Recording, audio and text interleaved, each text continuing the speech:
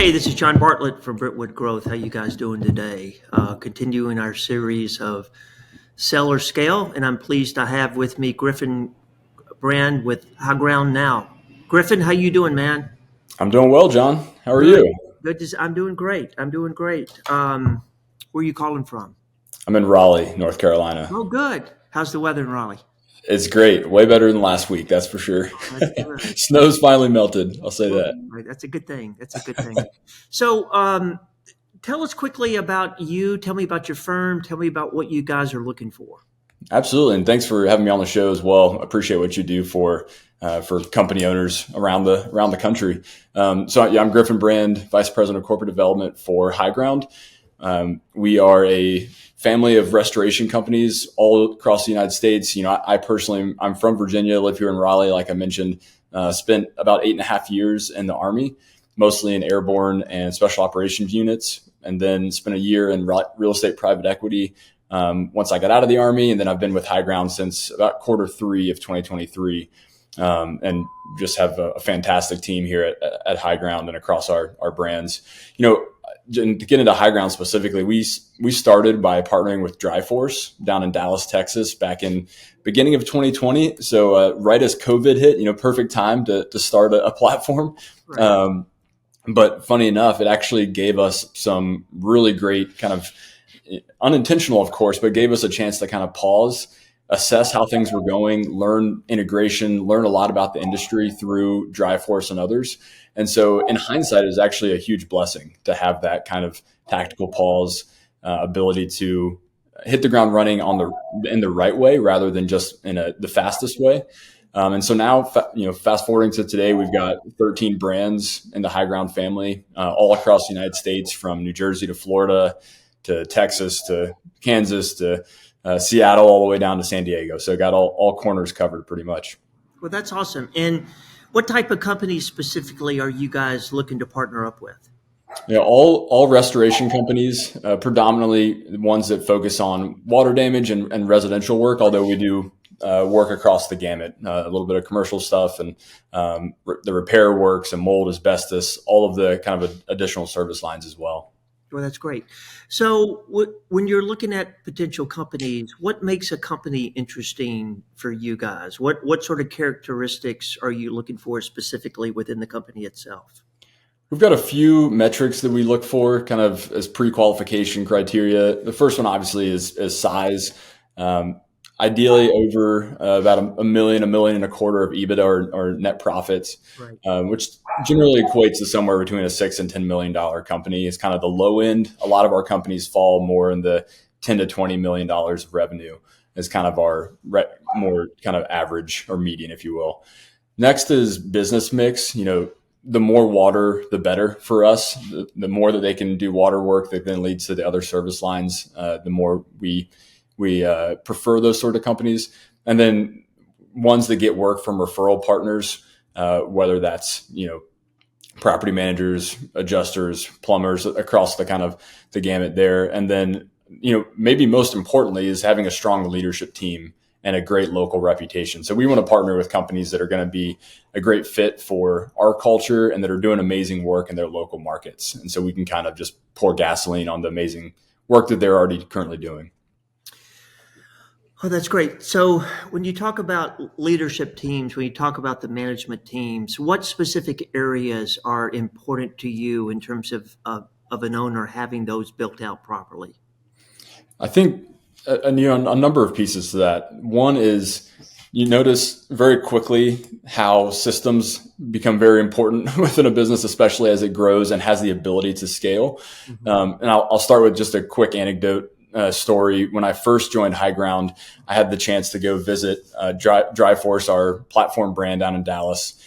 And I'd never been to a restoration company in person before. I walk into their warehouse, their large bay, first thing in the morning. And I had a flash. I was almost back in the military. I was back in the Army, John. Like I look over, they've got a load plan on these vehicles. Everything's in the exact same spot across dozens of vehicles. The vehicles are parked in perfectly straight line. Mm-hmm. They've got a group of technicians with the project, some of the leadership doing like a calisthenics and giving the kind of directions for the day. And I was like, man, I am right back in the Army. I wanted to sign back up. Here I Yeah, go. that's right, man. It got me fired up. It really did. Yeah. And what it also did is it spoiled me. I thought that's how every company functioned. But what I've come to realize is that's how great companies function. And that's the kind of company that we are looking for at HighGround. And that thread, that kind of theme is present across all the HighGround brands. They all have that kind of level of excellence. So back to your question, having those, that well-oiled machine that doesn't require a founder to be putting out fires or an owner to be putting out fires on a day-to-day basis, having a great leadership team underneath them that is really running this well-oiled machine and has documented standards and processes that allow that to happen. I think that's maybe the key point. Culture is important. How do companies build good culture, and specifically within the company itself? When you walk into an office, how do you know if there's good culture here, or are there things that need to be fixed? Culture is critically important, and it all goes back to the people, right? Mm-hmm. You talk to the employees, you realize very quickly if they love what they do, if they've been there for a long time. I mean, retention says it all. a lot of our companies have employees that have been there for decades or long. I mean, some of that's their only job that they've ever had in their professional career, and that's an amazing indicator. The other thing is, and we can get into this in more detail, but HighGround doesn't come in and like slap our core values on the wall for each of these companies once we partner with them. Mm-hmm. But what we found is our core values almost, if not exactly, very closely mirror those of these companies that we were partnering with. And so while they might be slightly different in kind of the verbiage, it's almost the exact same thing. It's pretty uncanny sometimes. We'll walk in and it's like 4 of the 5 are the exact same words. And it's because, like culture kind of attracts the same. And so we find that these companies with great culture that are taking care of their people, that have a lot of retention, that have a tremendous reputation in the local market, are the ones that we're going down this road to begin with. Right. And so it kind of breeds itself. And so founders that are best fits for you, where would you describe they are in life? Are there guys in their 60s that are looking to exit the business? Are there guys in their 50s that maybe have a 5 to 10 year timeline? Are there, younger guys that are, charging up the mountain and they're going to build an empire? Where, when you look at the companies that you've bought, where would you say the founders sort of best fit within sort of that life cycle, if you would? It's the full spectrum. So we've got young founders, 30s, 40s that have wanted to stay on, continue growing the company, roll equity, be a part of what, the great work that HighGround and our team is doing. And that's tremendous. We love when that happens. The majority of our founders have opted to stay on and continue growing the company and being part of the team. Others have been at a stage in their life, as you mentioned, where they're ready to retire, spend a little more time on the beach, whatever it might be. And that's great as well. We work through plans to make that happen in a way that they're excited about. And we like promoting within to the degree that we can. So if we find a great number 2, if they have a general manager, we've had a tremendous track record of promoting employees within to continue running those companies. Again, it goes back to that culture of systems and treating people well. And that allows us to do that sort of thing. And so, yeah, it really spans the full spectrum there as to what these founders look like. But we also, another great perk to being part of a platform is there's promotion opportunity to continue that great culture, not only within that company, but across companies or even up into the platform level to HighGround. We have great examples of employees that have been promoted into HighGround leadership positions they wanted to move maybe, and there's a HighGround brand in the market that they were interested in. And so they were promoted into a leadership position at that new company. So all kinds of opportunities there for people. That's interesting.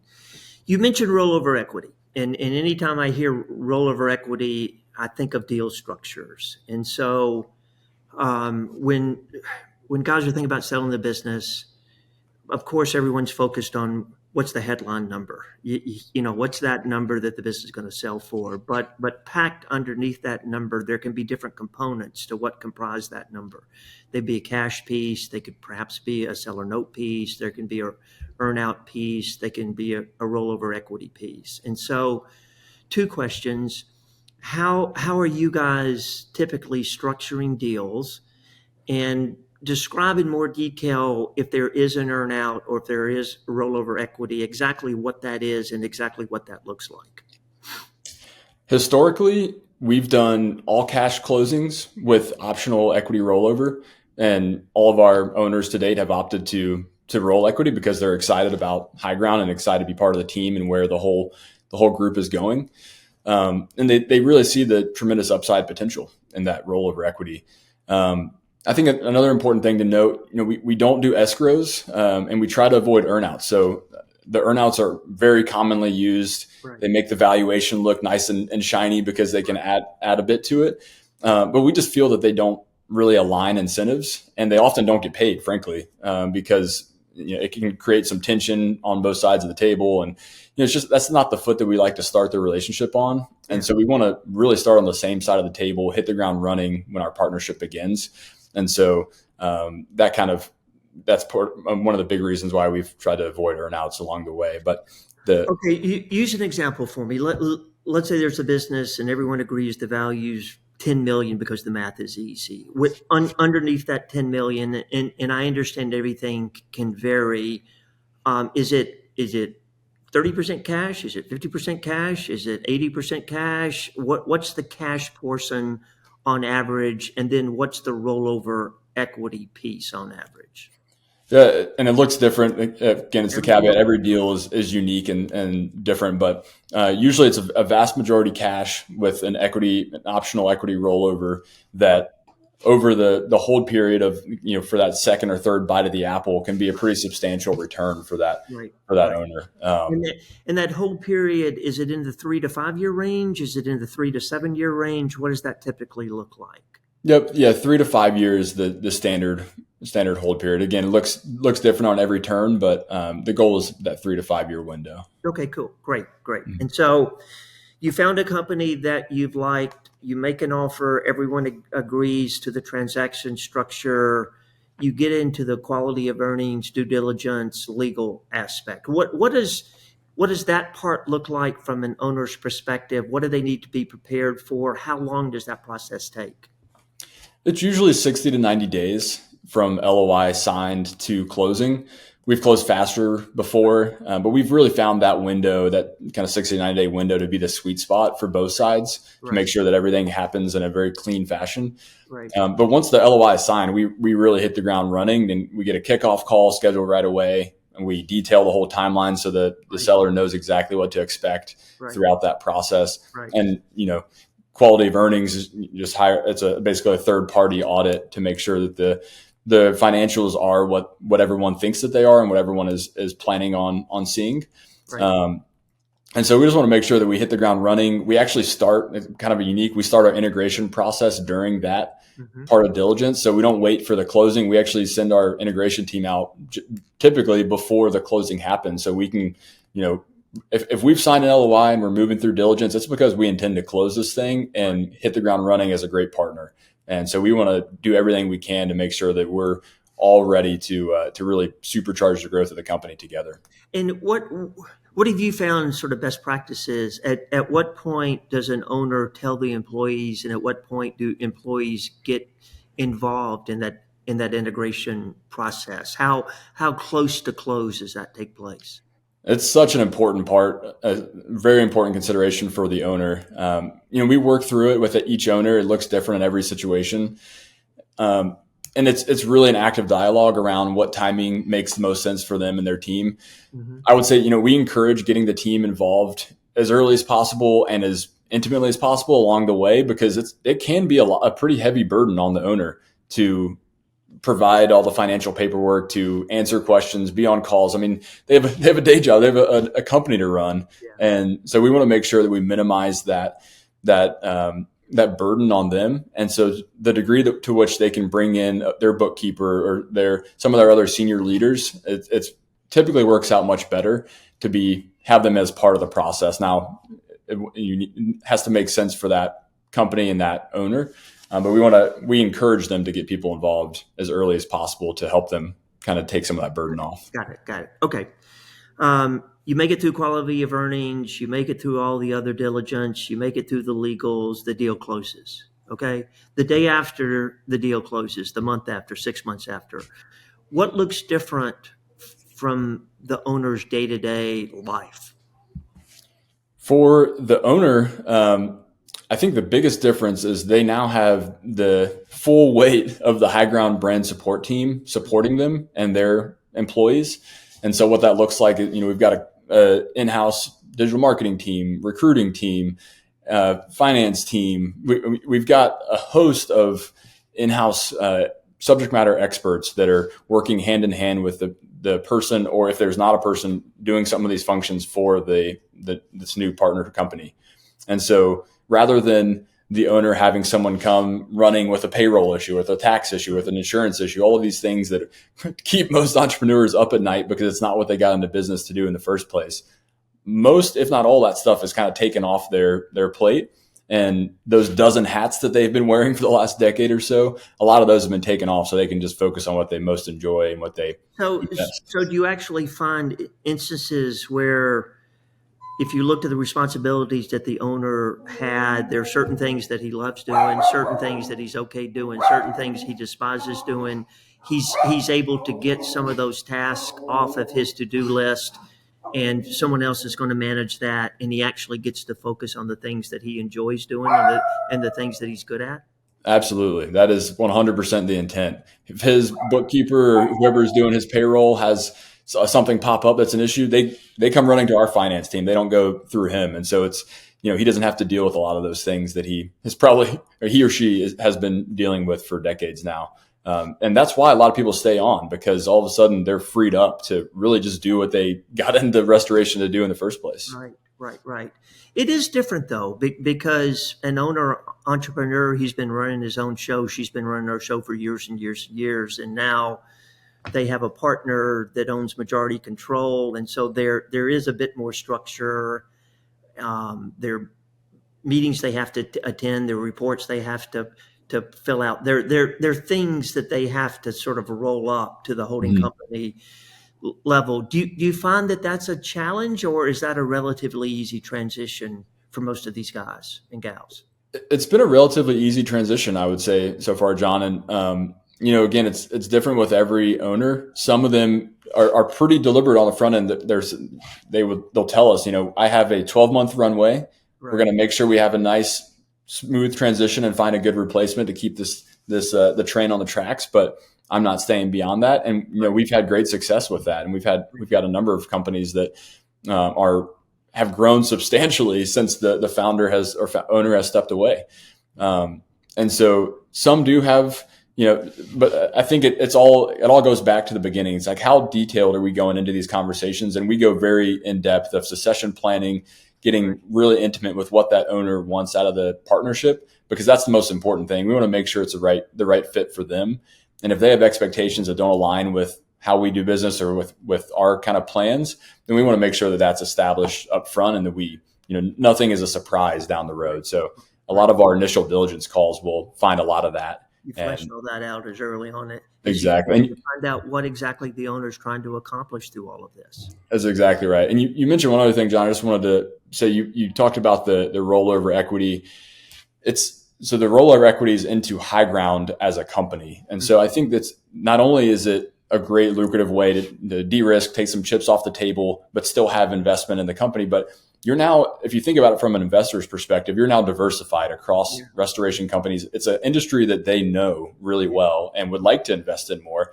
Now, all of a sudden, they've gotten a piece of a dozen plus of the best restoration companies across the United States, where any seasonal trends or fluctuations are kind of leveled out across that investment portfolio. And so it's a really great way to get a nice investment into the industry that they know and love.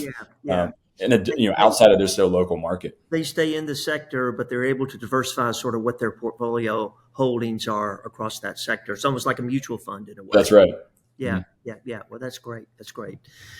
So if they're owner founders that are thinking about beginning to consider selling their business, what are the what suggestion would you have for them to really think through to be sure that they're ready to go through this process? Yeah, I think the most important thing is that it's the right decision for them. It needs to be right for their family, for their company, for their employees. And if they're having conversations with groups like HighGround or others, then it's probably because they've built something great and they put an enormous amount of time and energy into that. And so it's really important to find the right partner that they can trust, that they know will do what they say they will. So really going down the road, speaking with founders who have sold before and who have partnered with these companies, really getting their as unbiased as possible opinion on how things have played out and if promises were kept. All that, integrity is central to everything we do at HighGround. So if we do anything at all, it's doing what we say we're going to do. And that's our main goal. So I think for any founder considering this, if you're looking down this road or trying to find the right partner, just making sure it's someone who's going to do what they say they will, and you can trust them throughout the years, I think is the most important. Good advice. Okay, so let's say someone's not ready to begin the conversation, but they're thinking longer term. They're thinking maybe 2 years out, 5 years out, 7 years out. And they want to be sure that they're positioning their business properly to get the best valuation when they begin these conversations and to make the business as attractive as possible for groups like yours. What are the 2 or 3 things that you would encourage them to think about to be sure that they're putting in place that's going to maximize that value and maximize the marketability of the business when it comes time to sell? Well, one of our portfolio companies is a group called More Floods, and it's a peer group of restoration companies that helps with growth and marketing and a bunch of other pieces. They have classes. And so whether it's More Floods or another group, find a great peer group that you can grow with, because it can be a lonely business, especially if you're a leading player in your market or if you're heavily competing with others in your market. Really getting around similar growth-minded folks in a group like More Floods, or there's several great groups out there, and growing together with somebody is really important to make sure you're going the right direction. You have kind of benchmarks set with others. And, I think it's important to note that the most important things for having a marketable and sellable business down the road is doing what's right for running the business. And I know that might sound trite, or it might not answer the question super directly, but if it's the right thing for your business, then it's going to be the right thing for selling your business. I think people can often get distracted on how can I maximize my value, 3-5 years from now?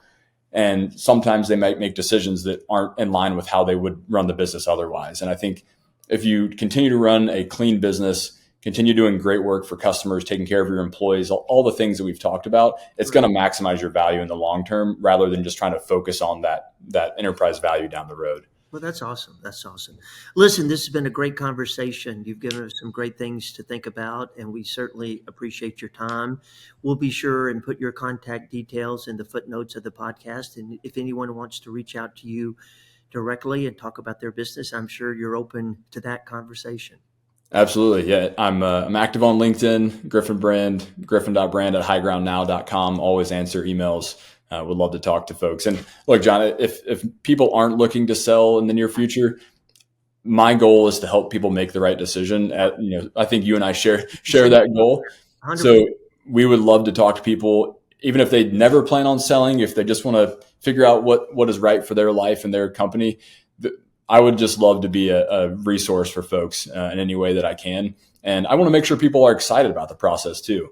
If they feel like they need to approach it just because everyone else is, or they heard on a panel at some conference somewhere, I think that's not necessarily right. I want to make sure that everyone is excited about the direction that the company is going and what a partnership could actually mean for them. Yeah, you shouldn't make FOMO the reason that you're making a decision as significant as this, should you? That's right. Especially with, the blood, sweat, and tears that founders put into building these amazing companies. It's a big decision, and it should be taken with a lot of care and with a lot of conversations with smart people that care about them. Yeah. Well, listen, thank you so much. This has been awesome, and we'll be sure and put your contact details in there. And if folks want to reach out to you directly, that would be awesome. Griffin, great. Thank you so much for your time. Yeah, thank you, John. This is great. Hey, man. Yeah, you too. Thanks. Thank you. Bye.